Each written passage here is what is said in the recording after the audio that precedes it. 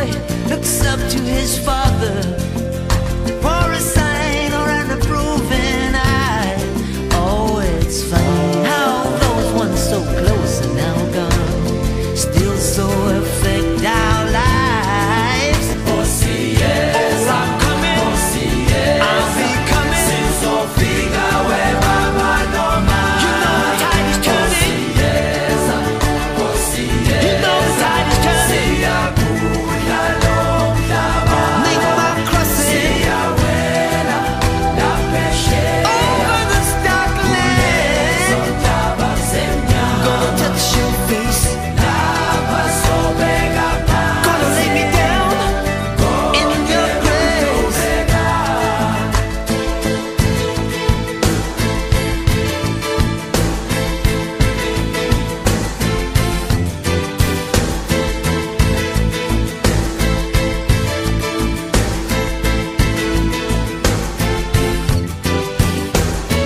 Take me now, don't let go. Hold me close. I'm coming home. Oh, see, yes, oh, I'm coming. Oh, see, yes, oh, I'm coming. Since no figa where mama no man. You know the tide is turning. Yes, oh, see, yes, I'm telling you the tide is turning. Gonna make this crossing over the stark land.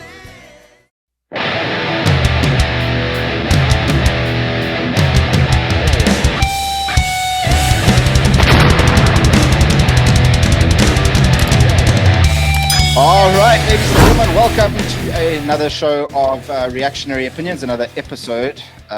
We have, again, like I said, we have too many episodes out there. I've lost count after 1 million. D-Dog's here. What's up, D-Dog?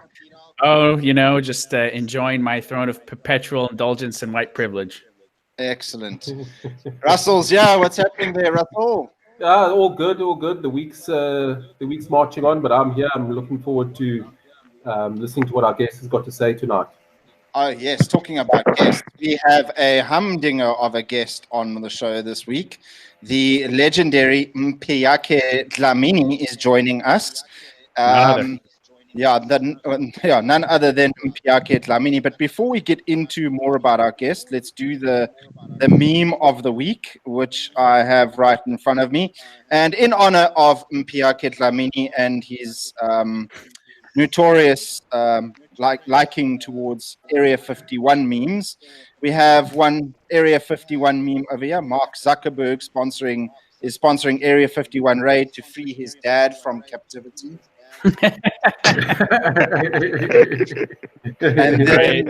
and then to trigger all the transgenders out there, I love this one. It's got like a really horrible looking transgender talking to a very pretty lady with spectacles, and it says, "Look at me, I'm the female now."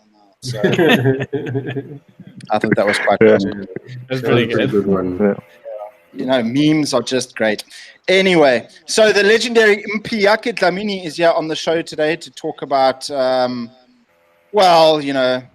liberalism, I guess. I don't know. We're going to get into a lot of these things. But before we get into that, Mpiyakhe, why don't you tell us who you are, what you do, where you're from, and how you sort of got into liberalism? Oh, yes. My name is Mpiyakhe Dhlamini, obviously, as you have said. So I am from Matateni, which is a township of KZN. So that's why I grew up sort of in northern KZN, thereabouts. That's where I grew up. And I grew up as an ardent Marxist. I think I wrote a letter to President Thabo Mbeki when I was 13, asking him to implement full Marxism in South Africa. So nice. That's collectivization now. Yeah, that was my sort of background, because my family as well was like, my father had a life-size picture of honey in his bedroom, so that so it's a hardcore. Sure.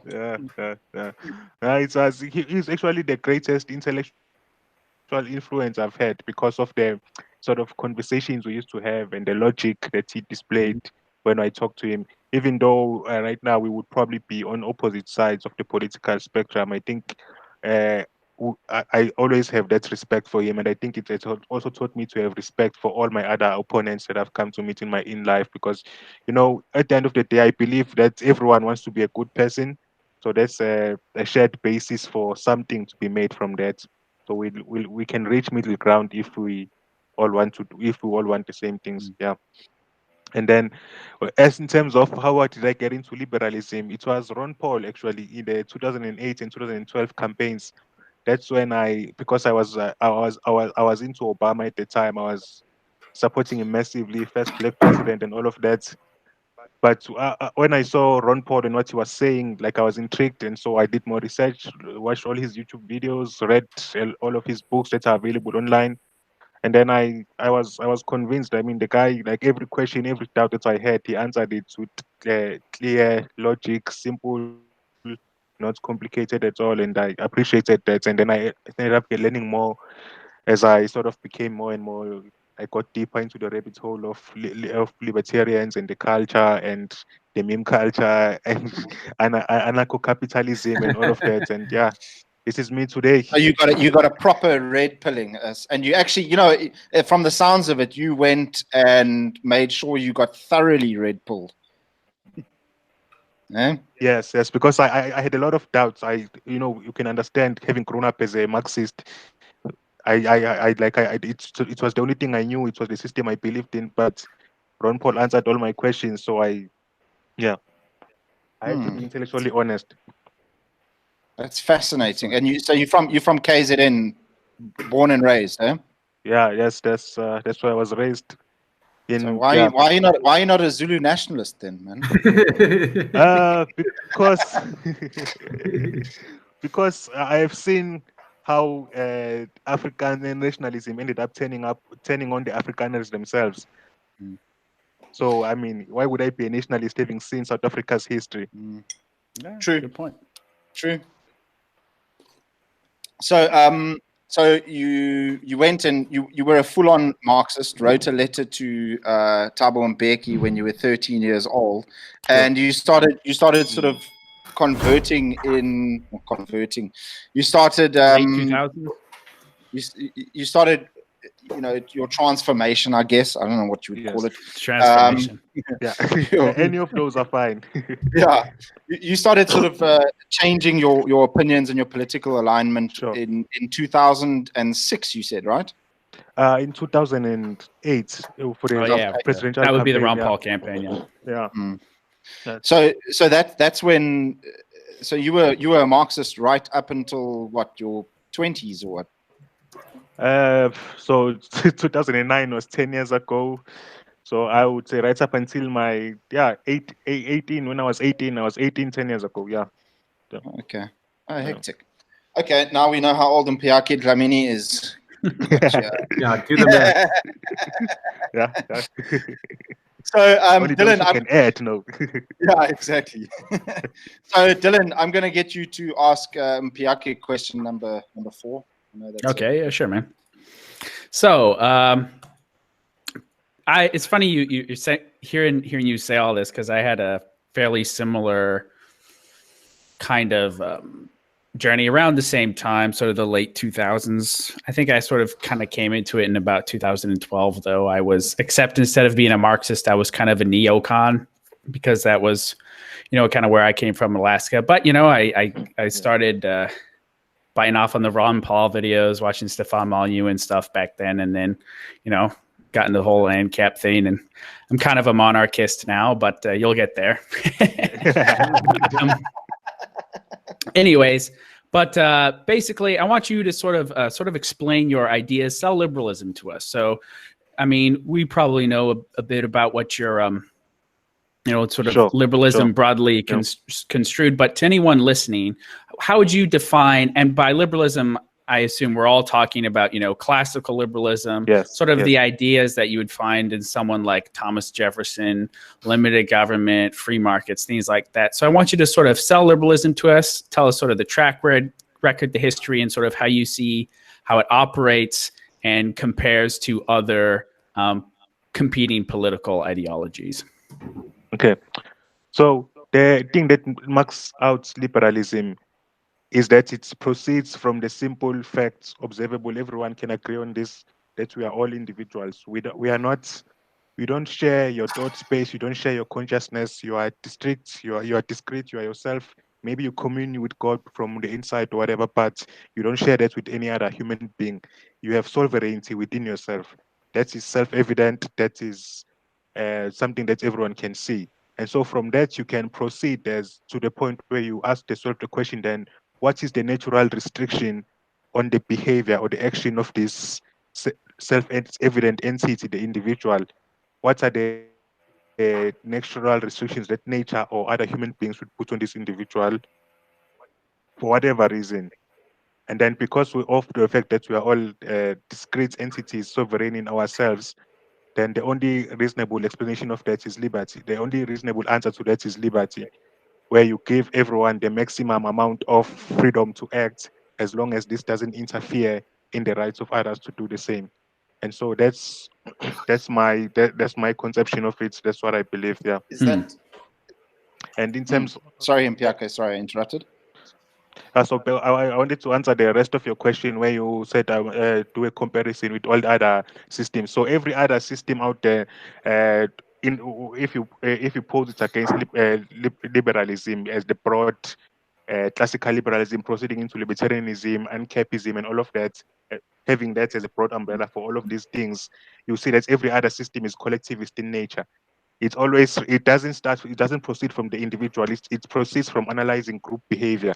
So it says groups have needs, the groups have wants, groups are the things that should be catered for. And whatever the group is, whether the group is the proletariat, the bourgeoisie, whether the group is the Christians or the Muslims, whether the group is the Afrikaners or the Zulus or the blacks or the whites, whatever the group is, or the females or the males, yeah, you always proceed from the group, and that's what you believe should be the limits of individuals themselves. Should be the group should have power over the individual. Should be able to tell the individual that if it goes against the group's needs, no matter how you define those needs, and those needs themselves, they always cater to a select few individuals within the group. It can never be everyone, because once you extend that freedom to make those decisions to everyone, then you just have you end up converging back to liberty, to the argument that every individual should be making decisions. So it's always a select group of individuals who know the pure the pure desires of the group, who understand the group better than everyone else. And that's the problem, because it assumes that these few people can think and can act on behalf of every other individual, which is a problem. And the government itself is a collectivist institution. Yeah.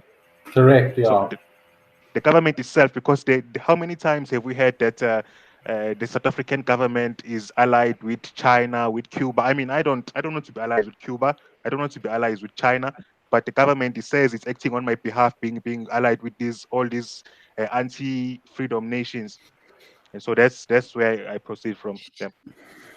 Yeah. So Mpiyakhe, can I just ask you something over there? So obviously your sort of fundamental idea of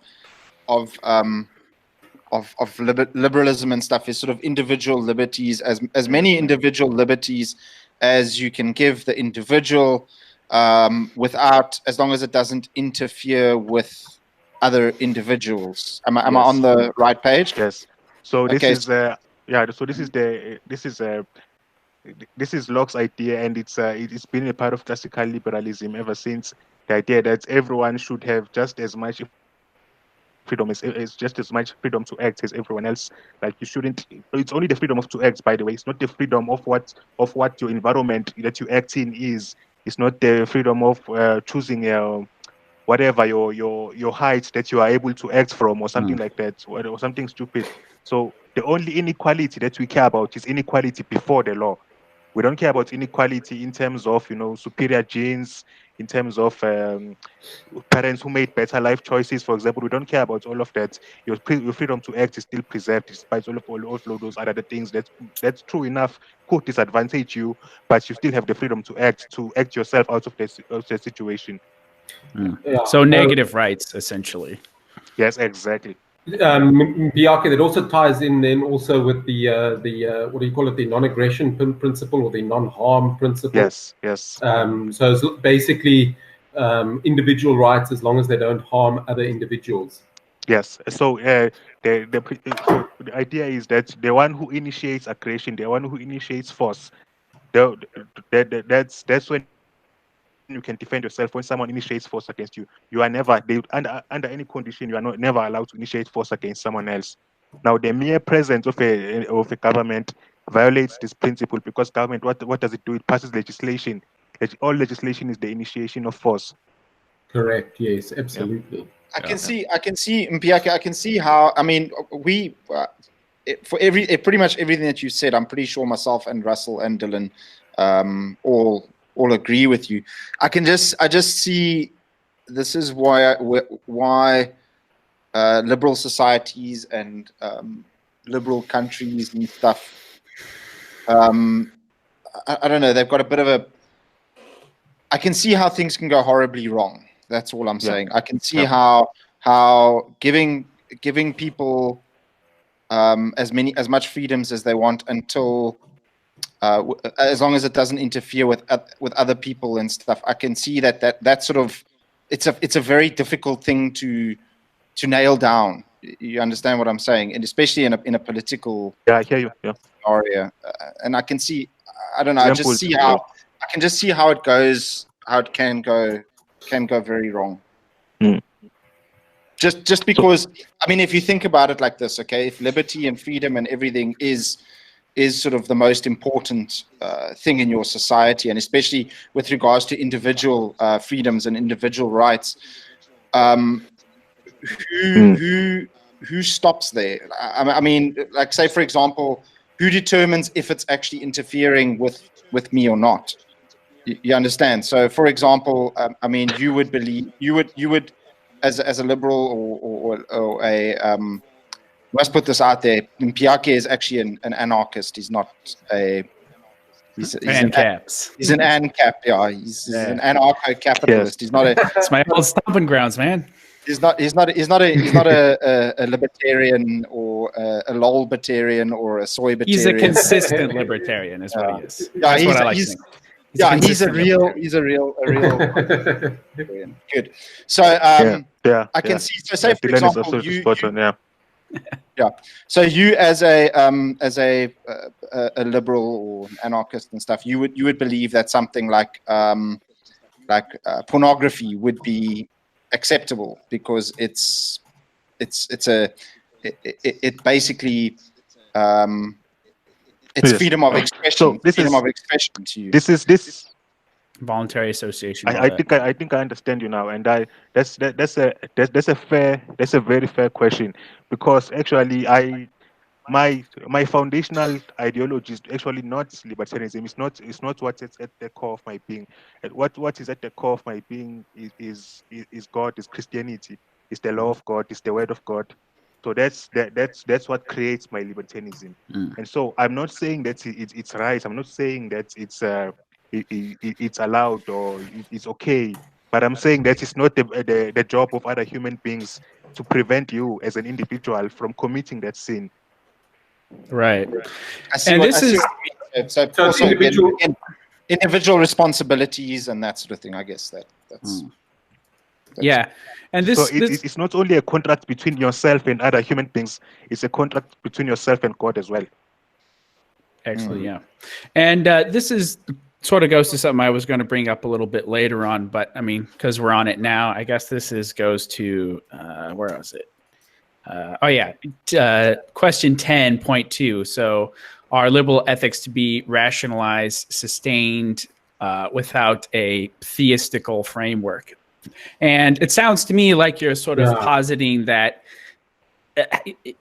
being able to, it's basically impossible to create and sustain a coherent system of ethics apart from the existence of a deity. And I myself subscribe to that. So I guess that sort of answers your question. So your libertarian values could be posited as a sort of maybe an extension of thou shalt not kill, thou shalt not steal writ large, applied to everybody, including state institutions. Yeah. Right. Yeah. And that is a position I myself have a lot of, what would you say, a lot of sympathy for. And I definitely prefer that sort of the consistency of that line of thinking, as opposed to sort of someone who would try to devise a purely materialistic or rationalist set of ethics, which I find entirely unconvincing. Well, tradition. Yeah, no, I'm with you 100% when it comes to that. I as much as I have a lot of atheist and agnostic libertarian friends out there, and I respect them, a lot in their views. I just, for myself, it didn't make sense to start with a political ideology without locating it in some way in the original source of everything in the universe. Right. And so for me, that was the Christian God.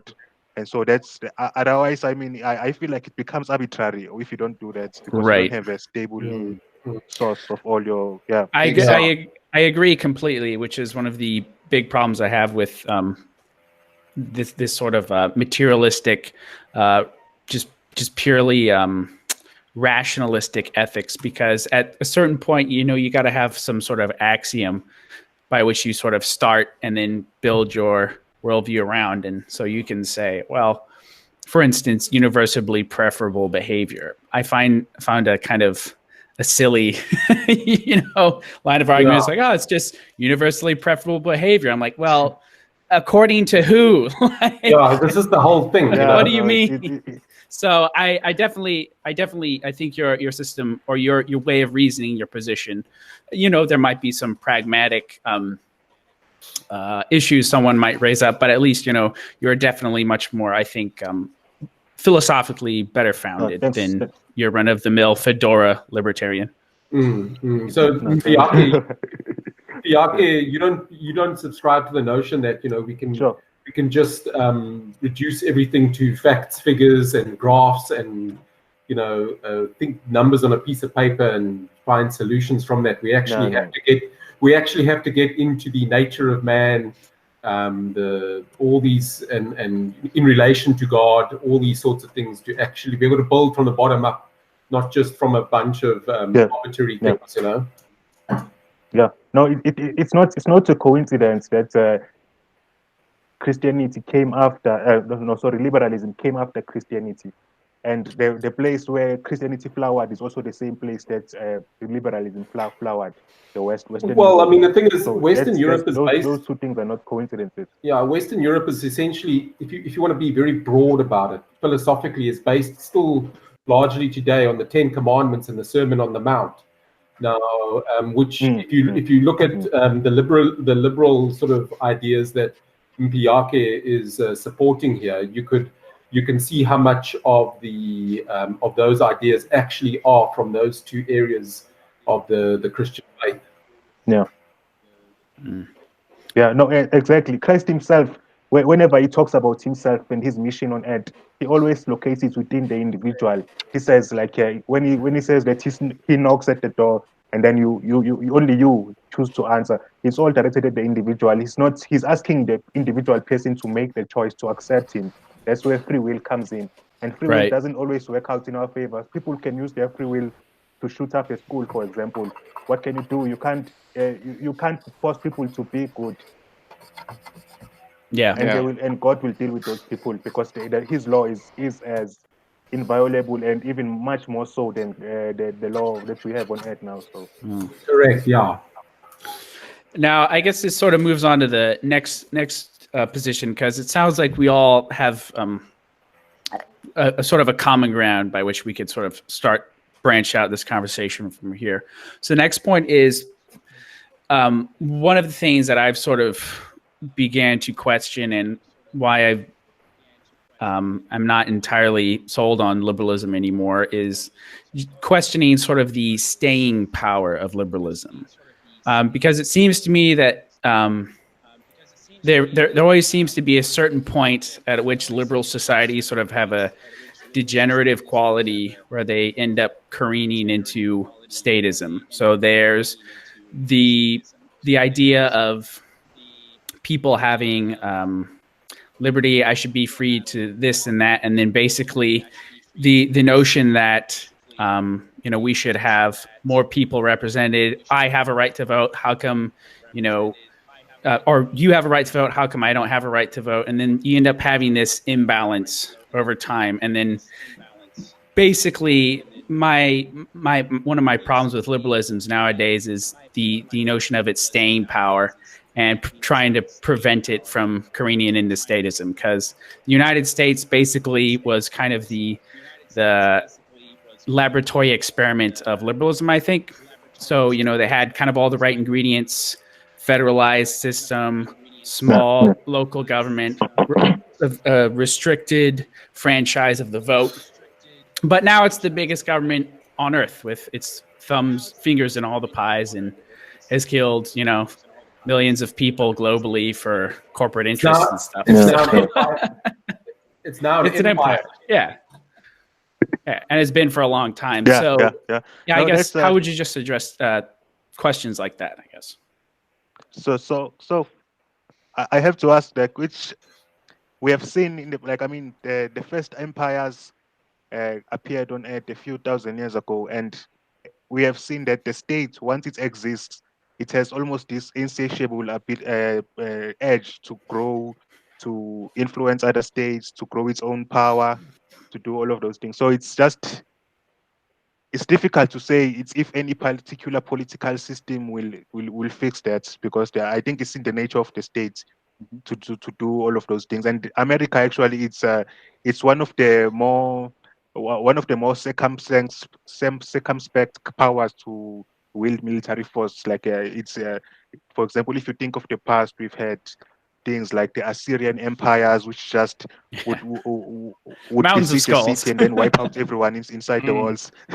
Yeah, exactly. So America is an empire, and Great Britain before them, and actually not that bad. I would even say that the entire world benefits from the American empire, and as it did in a more limited sense, perhaps, than when it did when the British ran things.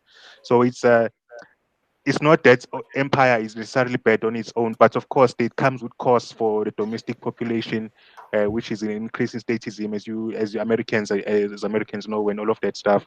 And so I would say, for me, the answer is simple: just get rid of government, because that's where the problem is, and locate your society in the foundation, which in its proper foundation, which is property rights.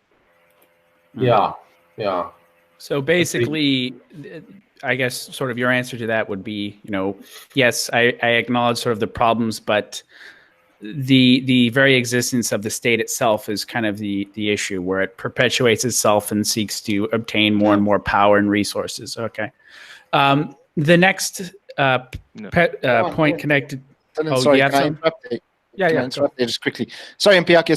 So essentially, obviously, you're going full anarchy. Is that what you're talking about? No state at all, right?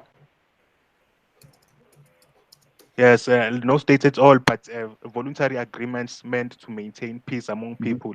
So there's no taxation, but there are organizations. Some of these organizations will be hierarchical, but they will be voluntary. They will be voluntary funded. They will be owned by private owners. Sometimes they'll be associations and so on and so on. So there's no telling what kind of innovations will arise. But yeah, you just have the principle is voluntarism. So, and if you want something to happen, you pay for it. And if you want to defend the border, pay for it. And do you think that people will not automatically form some sort of hierarchy that could sort of morph into a state eventually? It is possible. That's why I am quite clear about our mission is not to sort of get the chance to press the switch. Our mission is to get everyone else ready for when we do press the switch, and then they can just, be able to live with each other in peace. So it might take decades, might take hundreds of years, I might die, but while I'm here, I will do my part towards that end. And so we'll see. Maybe eventually some future generations will be able to achieve the dream. But I'm under no illusion as to how long or how hard it will be. But my only answer is that once I understood what freedom is, what liberty is, I had no choice but to go down this path. Mpiyakhe, one of the things I find, what's always always happened, how states become powerful is as soon as the individuals acting within a certain state or any geographical area or wherever it is start conceding their individual responsibilities over to the state, and allowing the state to actually tax them. That's when the problems start. So looking back in America, the problem started with the federal income tax in 1912, 13, 14, somewhere around there. Yeah, 1913. Basically, once you start giving the state permission to tax you, and they start providing things, it starts to become then it's almost like you light the fuse, to a future explosion, or you feed a beast that becomes unsustainable. You just cannot feed that thing enough. And that's always the big thing I find, is that if you can just prevent the powers that be, you can allow them to operate and make laws and all that sort of thing. But as soon as they give you as soon as you hand over your responsibilities to them and you allow them to tax you, that's when you let the demons out. Yeah, no, I agree completely with that.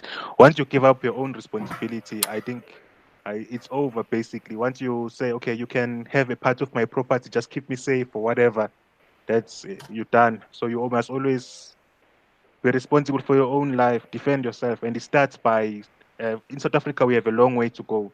There's a lot of entitlement that pervades South Africa. And we still need to get to the point where the culture has evolved to the point where people can say, I am responsible for myself and no one else is. But I think that's the thing that I'm aiming for. I am aiming to get people to agree that it's the best way to live, to accept responsibility, to look out for yourself, to look out for those you love, and to not be violent, to be peaceful. I mean, maybe it sounds like a pipe dream in a way, but like it's just this is the best way to achieve peace. To just everyone live according to the law of God, which means that we have stewardship over the earth and everything in it, which means property rights allocated to the individual. So that's I can express it no better than that, I suppose. Yeah. Absolutely. This flows perfectly into the next question.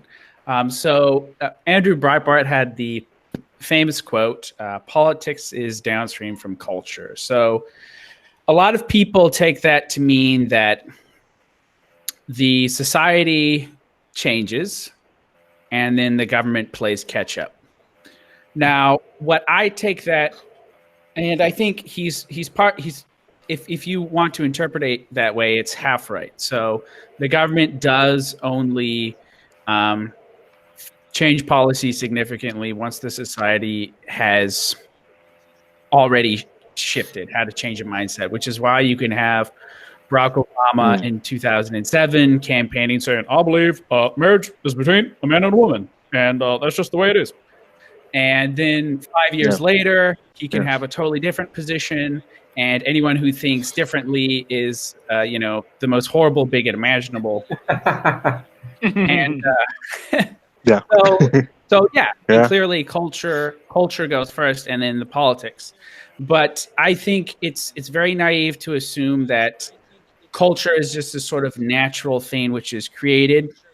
I think to a large extent, you have a situation where between media, corporate interests, you have sort of a priest class, and I use that in a malevolent sense. So a malevolent priest class, which sort of imposes a culture on society through the media, through corporations, through money and whatnot, and through financial institutions, banking, so forth. And I think kind of long term, this poses some problems for liberalism and anarchism in a broader sense, because it's kind of like you're pushing up against the wall here.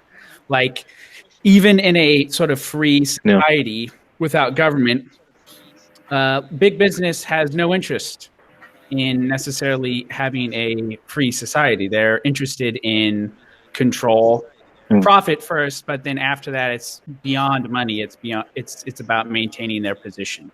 So I guess sort of what are the implications of this for liberalism? Yeah. Well, it's a difficult question, and I will admit that it's not.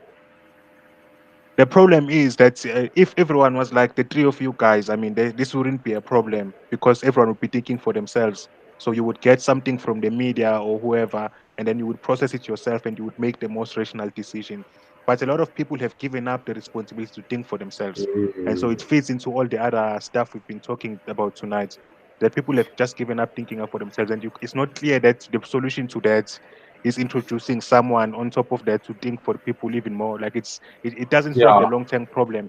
It means like you still have a Brexit problem that people are just acting stupidly at the moment. Yeah. And then they will be susceptible to influences from the... Mpiyakhe, what would you say if I said the human beings, all right? It is the... Would it be possible, I'm thinking out loud here, but it's probably, observably, if you look at the world as a whole, particularly as a whole, it would appear that giving up your responsibility is actually the default setting, and it takes an opposing force to hold it back. You know what I mean? So it's not. It's actually the four of us are actually an opposing force. We're not implementing that which comes naturally and easily to human nature. We're an opposing force. No, I hear you. Basically, what Russell's trying to say is that people are better followers than they are leaders. That's what Russell's trying to say. Well, that's also it. That's also, people like leadership as well. That's part of it as well, definitely. Yeah. No, I hear that, guys. I mean, I think a part of it is just fear from people. Sometimes there's a lot of uncertainty about the world. There's a lot of things we don't know. So it's better, sometimes you feel it's better that you can entrust your faith to someone who seems to know more than you do, someone who acts like they know more than you do. So it's I can understand where that comes from. But my only point is that if this keeps going on, like no political system is safe then, because no matter what system you have, it means that people can be swayed by these irrational, emotional reasons. This is why I know that some of you guys are monarchists, but all the monarchies in Europe ultimately fell. And the last true monarchies here in Southern Africa, Swaziland. So it's not clear to me which alternate is out there, which system is sustainable in a way that liberalism is not. Yeah. Well, look, like I said, you just said that no political system is safe as long as people have that idea. Yeah, absolutely, including apolitical. Yeah, absolutely. Right? So, and I guess that's sort of my position is, I think, like to this day, I kind of sort of philosophically align with, the sort of Ancap position to a certain extent. In the same way that, I think the Garden of Eden would be an idyllic, society and whatnot. But I'm just I really sort of, I got a lot of sympathy for this position, but I guess sort of just before moving on, the questions I have are sort of more cultural in terms of how does human nature itself works. Because I sort of Russell and Scott, and you might as well, that I think most people are, we're capable of, thinking this sort of stuff out, but I don't even know if most people are capable of it, to be honest. It's either lack of interest or whatnot. It's not the default. It's not the default setting for people. That's all. Yeah. And I don't even know if you can program them to a lot of people to think this way. Well, Dylan, I think we definitely shouldn't program them. I think. I think Well, I think it's difficult to think abstractly. I think that the average person doesn't think abstractly. Yeah. I mean, it's just a difficult. It's a hard thing to come to those realizations that, you know, shit. There's a lot of crap in this world going on that, you know, we've literally no control of, and what are you going to do? You know, it's easier to, if I could use an overused cliche, it's easy to be blissfully ignorant. I mean, it's like you're on holiday all the time. Yeah. I think about that often. If I in my day-to-day work life and stuff, a very sort of stressful job and all of that, if I think to myself, you know, shit, you know, maybe I should just go and can become a bank teller or something. I don't know, you know, because it'll be easier, less stressful, and all of that. You know, my life will be a lot simpler. You know what I mean?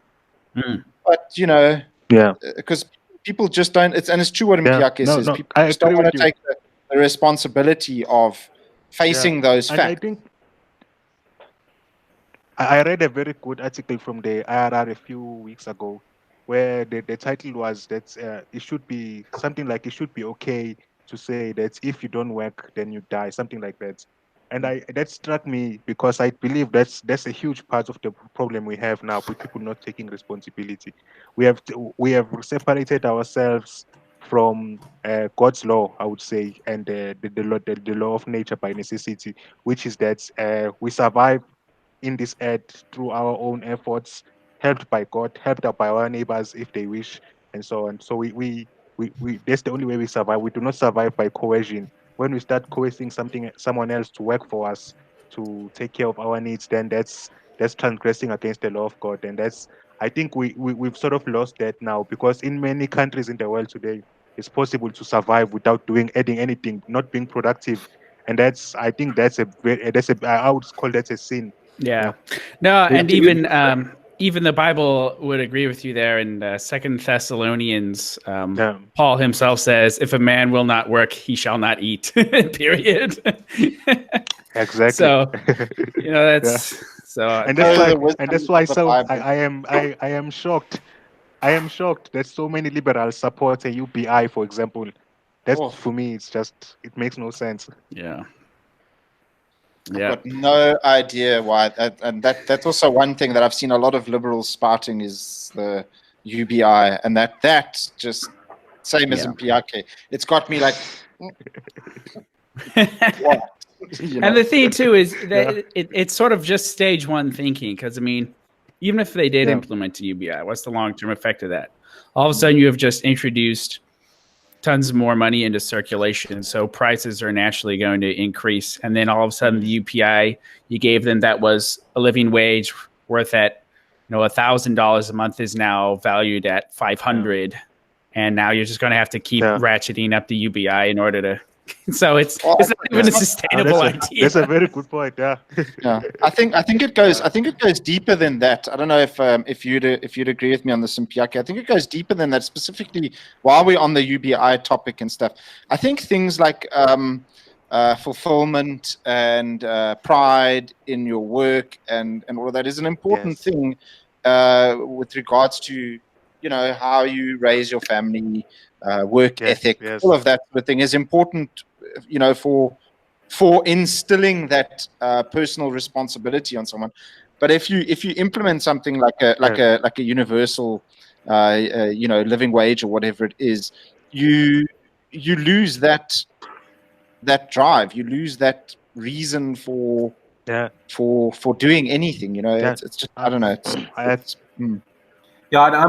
I agree with you. I think you are never happier than when you are working for your survival, for your family's survival. And I think it's just adding value to other people. I think that's the greatest joy that anyone can have. Absolutely. I get. I've also. I mean, when it comes to people need to just get out there and work and do whatever and just get their lives going, and you need to get your foot in the door, and it takes if it means that you might even have to work for free, then you must do it. You know what I mean? To get started as a young man in life, you 19, 20, 21 years old, it may very well be worth your while to work for free. And I'm quite outspoken on this, and I'm called in social circles when I've brought this up. I've been called cruel. Yeah. No, and I think you see it manifest negatively in two different ways. So it does one of two things. It either this sort of lack, I guess, before we move on, just to sort of wrap this up, the this lack of work, this lack of drive for it manifests in two ways. Either one, and this is sort of what I see a lot, sort of on the, because I spend a lot of time on the Cape Flats and Mitchell's Plain areas, it totally erodes economic libido in environments like that. You also see it happen in inner cities in the United States. So American minorities or colors or blacks or whoever. Or you see the same thing happen in Britain with sort of working class white people. Their economic libido is just destroyed. And the sort of social structures that hold the communities together inevitably fall apart. With more affluent groups, though, like in the United States, it actually gets rid of genuine libido. So I myself am like for real. So I'm a millennial guy. I was born in 1992, and I'm rare for my cohort in the fact that I'm married, I'm self-sufficient, I have a wife, and we have a kid on the way. And this lack of work is it's preventing families from being created. So it prevents economic production from happening, and then it also prevents future generations from being born. On the other flip side, So and in South Africa. In South Africa, the worst part of it is that it's being perpetuated by the government itself through its labor policies, which is really a tragedy. I think it's the government is actively stopping its own people from taking up jobs that would take them out of poverty. Mm-hmm. Absolutely. It's the worst type of degeneracy. Yeah, the worst. Mpiyakhe, I would agree with that. I want to ask you a question, specifically again with regards to South Africa. Now, growing up in KZN and stuff, I'm sure that the majority of the people that you grew up around were sort of more conservative and that sort of thing specifically in their traditional cultural beliefs and that sort of thing. Would I be accurate at saying that? Is that accurate? Yeah, I would say so. I mean, it's not. I grew up in a township, so I wouldn't have had that as much as someone who grew up in a more rural area. But I would say that there's definitely a more conservative vibe to Zulu culture than you find in other cultures in South Africa, for example. So that being said, how I'm getting some feedback here. Sorry. Mpiyakhe, are you there? Yeah. So can you hear me now? Yeah, I'm here. Can you hear me? Yeah. Yes, I can. Okay, cool. Okay. So perfect. basically, so let him go. Let him go, Scott. I think he's trying to. Yeah. Go ahead, Mpiyakhe. So it was a very it was conservative in some respects, but not so in others. And the sense you got, which was one of the shocks of my life, was realizing how many older people just said that apartheid was better in the present government in KZN. But you would only find this among the older people. Right. So those people really didn't care about being politically correct, and But as I grew up, I could see some of their points. Because if you looked around at things like jobs and things like that, some things definitely seem to be better than they were now. So, but I sort of understood. But then they were not.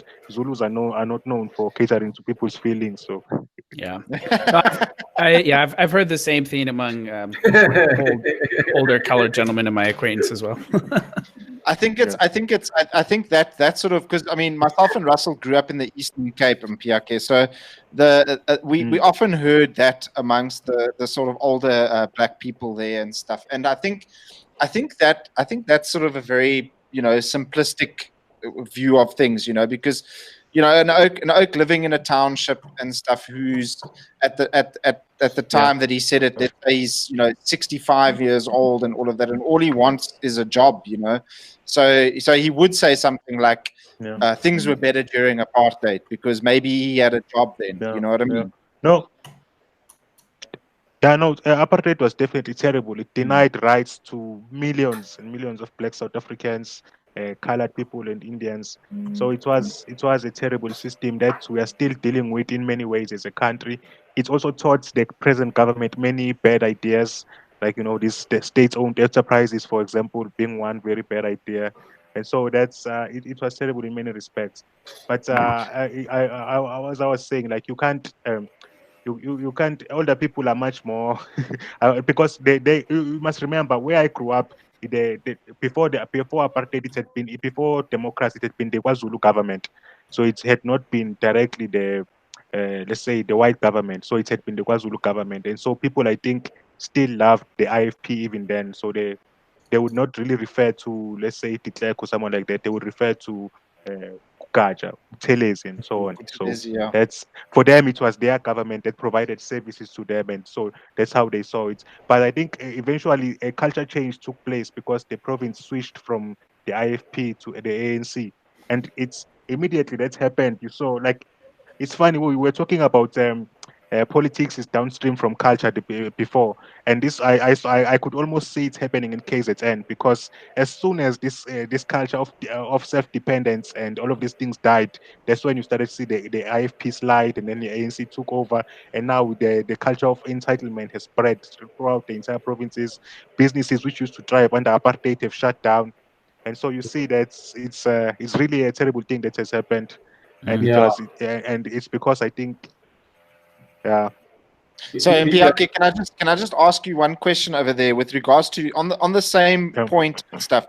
So do you think there's a talking about culture shifts and stuff, do you think there's a culture shift towards specifically within the Zulu community and stuff, with towards your form of liberalism, not the sort of weird Marxist lefty liberalism, but more sort of your anti-state kind of liberalism? Do you think there's a culture shift towards that? It's hard to say now, but I am seeing some encouraging signs. I think before, how the townships were actually self-reliant before, and part of how they got there was adopting the philosophy of Steve Biko, the Black consciousness, and so that was and then the ANC destroyed that philosophy and displaced it entirely, completely wiped it out, and then replaced it with its African sort of socialism and the National Democratic Revolution. So that's what has happened. But I think we can revive some of those older cultural elements that were present in our communities, going back quite far, even beyond someone like Steve Biko. And so I think we have to revive this culture of self-reliance that used to exist. I mean, if you think back to people like Pixley Isaac Aseme, who said that who had a plan to buy back all the land that the Zulus had lost during the wars that they had lost to the British. And here his plan was, we are just going to buy all of this land back. And that was one of the motivations for the 1913 Land Act, was that because these people were starting to buy back the land that they had lost. So I want to ask to recover that spirit, because I think it's what is necessary now to basically bring Black people out of poverty. I think because it's a huge problem. We can't entertain ideas that have been shown repeatedly to fail elsewhere. We need ideas that will work to lift people out of poverty, and I think free markets and freedom more generally is the way to go for South Africa. And so people have to adopt that culture of self-reliance first. You know what? Totally having myself and Russell, again, having grown up in the Eastern Cape, I spent, as a young boy and stuff, I spent a lot of time in the townships and stuff, drinking in the shebeens and all of that, and it makes so much sense now. Like when you said that, everything about you makes so much sense. Yeah, at school they used to call me I'm a Easter egg. You know those white Easter eggs that's white on the outside and brown on the inside. But anyway, so it's like the opposite of a coconut, you know. So But anyway, so I having grown up with a lot of black oaks and stuff in school and in the townships and all of that, I it's still today, now when I'm realizing it and stuff, it fascinates me that we've created such a Marxist government when it's so counter African culture. If you understand African culture through and through, I mean, I'm talking across the spectrum. I'm talking about Zulu, Xhosa, and stuff. It's very much a self-reliant or self sort of or an individualist culture, and it just fascinates me. It blows my mind that we have such a Marxist government, which is what the left, like, it's an obvious solution to the problem that they see. Like in Africa, what you see, the more you give government power, the more it favors factional interest, the more it favors itself, the more selfish it is. I mean, it's clear as day that the solution to Africa's problems is individualism, but they just choose to ignore it. Yeah, so that brings us to the next question. So do you think that liberalism as a whole and stuff is able to be applied in Africa? I think so. But one of the first things that will happen when we get liberalism in Africa is that we will stop paying tips in restaurants. I think that's something that needs to go. It's not part of our culture. You can't pay for a service twice. You can't pay for a service twice. But anyway, to answer your question seriously, I think that just proves to you how individualist the African culture actually is, bro. It's because tipping doesn't exist in their culture. Like it's not something. It doesn't exist. It doesn't. First day to go, tips. Yeah, no, I agree with you. We'll create an American section in every city. Tip if they want. But to answer your question seriously, real smart cities. Yeah. Okay. Anyway, to answer the question, you'll just drive people like I was just saying. You'll just drive people like us into ghettos where we can pay tips. Yeah. Okay, carry on. Yeah, we should start working on that. Yeah. So to answer your question, I would say that it's going to be difficult, and spreading liberalism to the whole of Africa, of course, will come with some blood as the entrenched interests, whether it's the traditional monarchies or whether it's the warlords or whatever it is. As the interests they get disturbed, they will fight back over. So there will be some violence. And so it's going to be a tough battle, but I think the benefits of liberalism are self-evident. And as these countries see that countries that liberalize, first of all, their economies, as Rwanda has done, and then hopefully later on also liberalize their political system, then those countries tend to be more successful economically. They tend to have happier citizens. Those citizens move away from the more restrictive countries to the less restrictive countries. When people see by example what's happening, I think it's exactly the same thing that's happened in Europe. Once the Netherlands and Britain had adopted liberal ideas, I think it was much easier for the rest of the continent to adopt the same. So I think this can happen in Africa. South Africa could be an example, because I think we are uniquely positioned to have the right mix of the good ideas, because we already have a liberal democracy. We just need to adopt liberalism as part of the culture, and I think we can go far. And that's me being as optimistic as I can be right now. I think we can go far, but I think there's just a huge obstacle in front of our way right now. But yeah, anything is possible. We can reach for the sky, but only if we want it and we work for it. Yeah. Here's sort of an interesting, and I think you sort of alluded to it a bit earlier, and we talked about this in a previous episode, in that certain liberal values, things that we would, see as necessary for prosperous society, sort of freer markets and things of that nature, they're not necessarily the purview of sort of democratic liberal governments. So like what you're seeing in Rwanda right now is they have a much more free market than South Africa does, but they're not exactly a liberal democracy. Neither is neither was Italy in the 1920s or Spain under God, what was that guy's name? Or let's do the Scott's favorite example, Augusto Pinochet in Chile, right? You know, he had the right ideas, but it wasn't exactly democratic. No. Or Franco in Spain, you know, you had a similar sort of issue where you had it's sort of that rise of the rise of the right scenario that they talk about at the IRR. To me, it seems like in order to implement these kinds of liberal ideas, they sort of have to be. They almost have to take place outside of a liberal government, if you know what I'm saying. So there's sort of like a caretaker, authoritarian system of government in place for a time, and then eventually that's phased out once society becomes wealthy and affluent enough to want more and more rights. I will admit that I really don't have a good answer for that. I will say though that it's a serious problem that we haven't really contended with as liberals, because I for example, we saw in South Africa under Thabo Mbeki, reforms were made, but those reforms made him unpopular, and he was eventually chucked out in favor of Jacob Zuma by the communists and the trade unionists. And so it's a hard problem. I mean, I don't. It's one that it deserves more thought, certainly, and I can't give you an answer right now, but it's really a hard one, because from all the examples you've given, it seems clear that authoritarians have a much better time in imposing their reforms than democracies do. And also, one of the other problems that we see is that in democracies, those reforms don't hardly ever last. As soon as the guy implements a reform like Mpiyakhe did, and then there's a counter attack against that, and then those reforms are unmade. So it's not an easy one.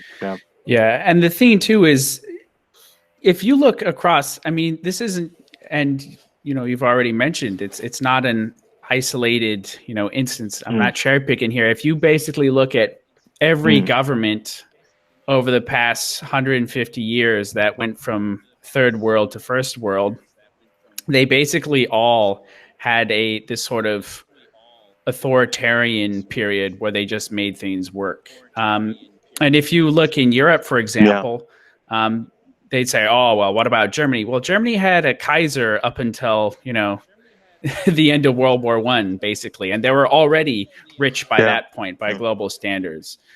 Same thing with Russia, you know, yet they had the Tsar. And then, so it seems to me that this notion that you're able to kind of get to a point of rich affluence through democratic processes is maybe it's open a question, is basically kind of where I see it. And and I agree.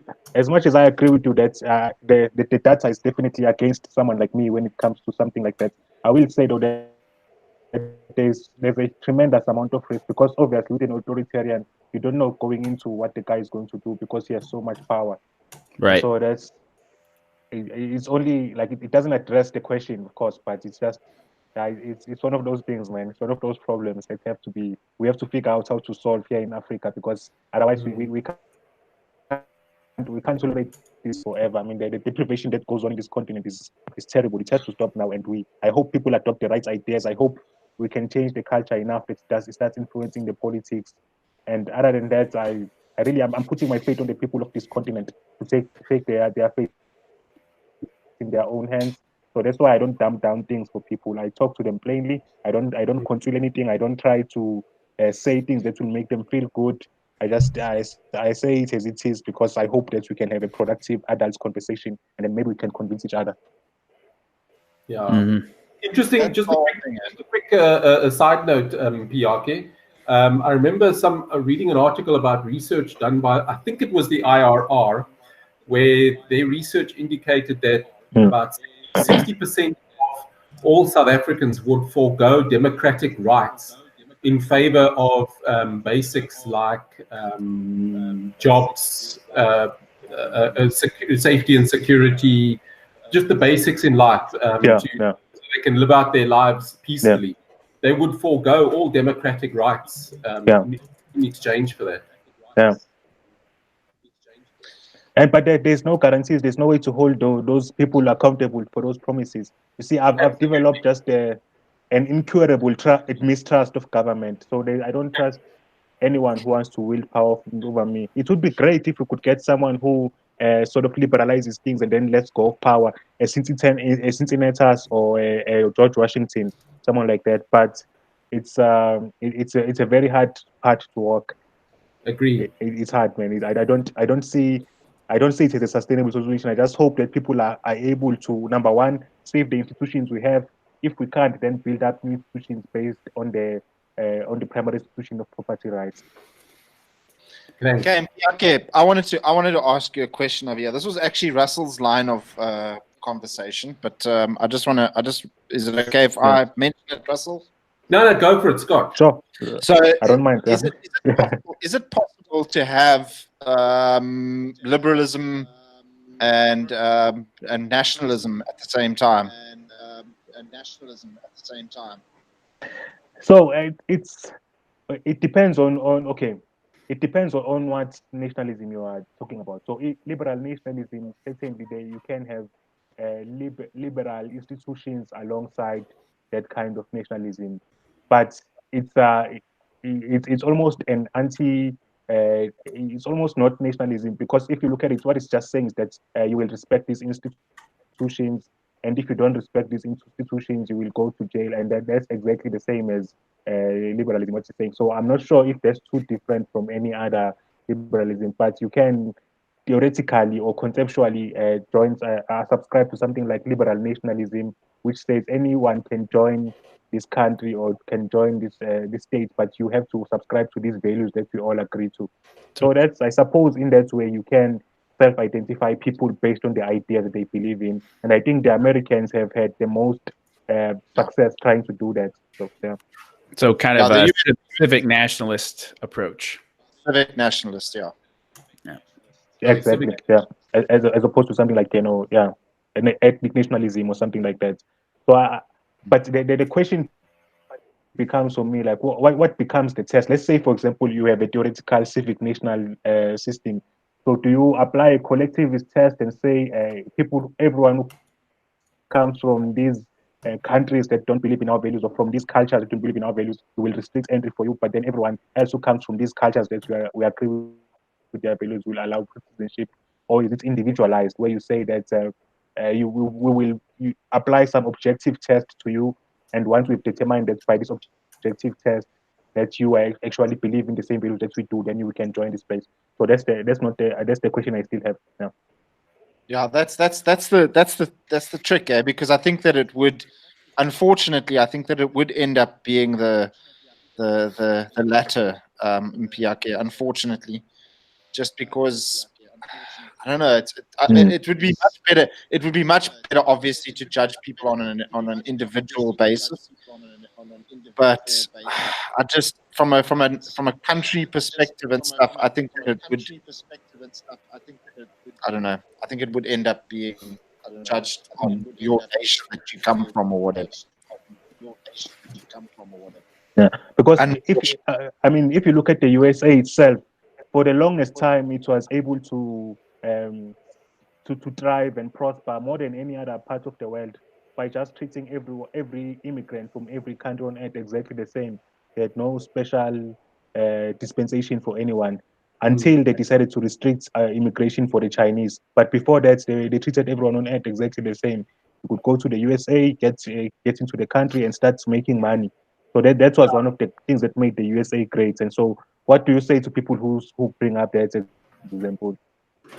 And for a large period of that time, though, there was no federal income tax and very low taxation and very little social welfare.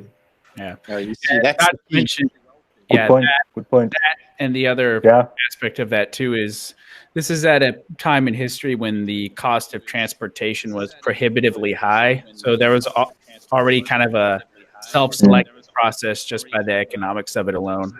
I mean, in colonial America, in order to get there, people would regularly sell themselves into indentured servitude for like 5 years just to pay for their passage to the U.S. So I don't know.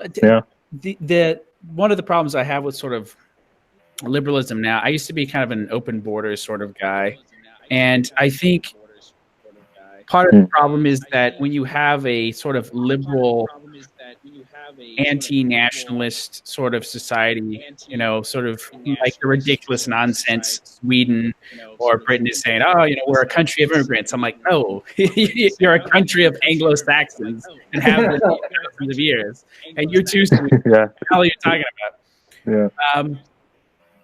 It sort of has a sort of self-destructive element in a way. So like kind of the and I don't mean the sort of thing you're talking about necessarily, but the sort of broad umbrella liberalism.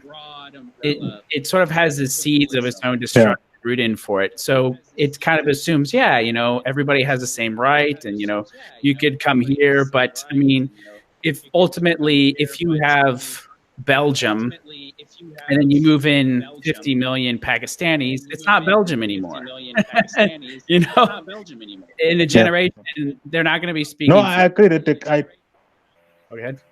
Yeah, no, I agree that definitely immigration changes cultures.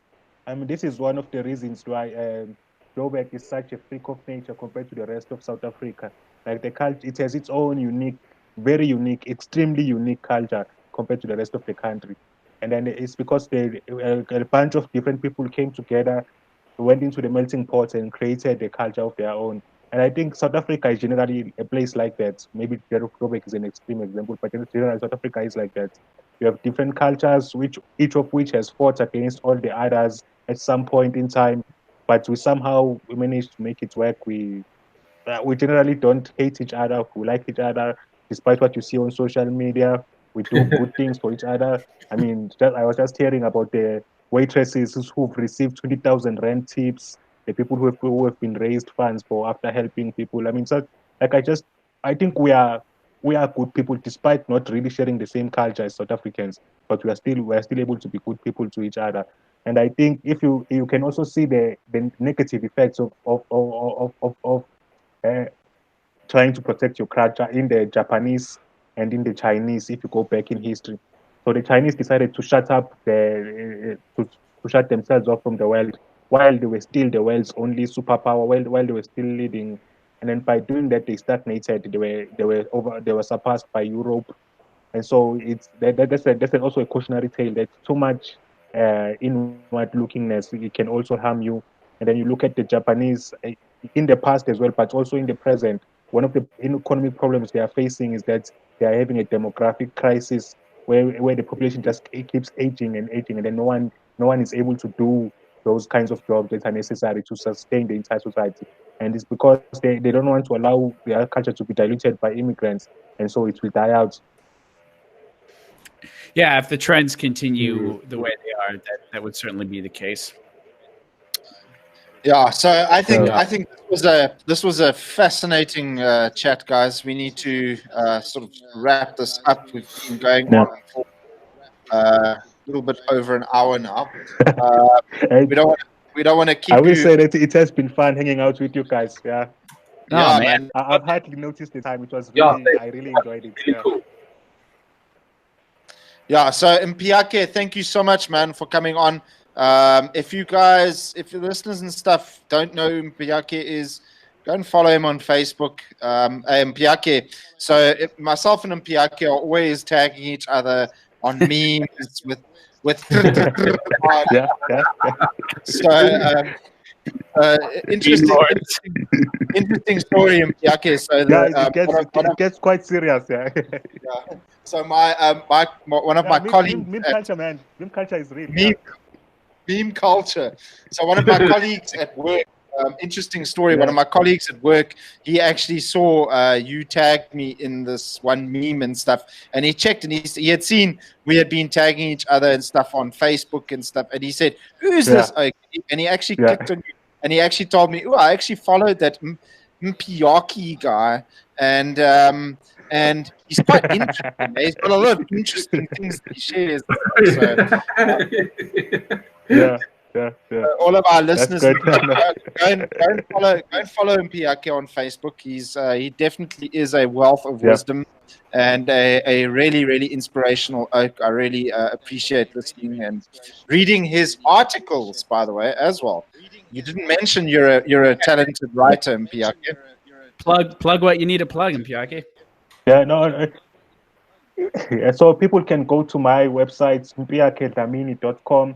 So that might be difficult for some people, but yeah, that's where all my stuff is, my articles, my interviews, my social media, everything is on there. Yeah. So for the white Constantia housewives out there, that is you spell his name like you said, Mpiyakhe. Okay. MPIYAKHEDHLAMINI.com. So Mpiyakhe Dhlamini. Don't forget the DHL. I know I forgot that. Exactly. Thank you, Scott. Dhlamini.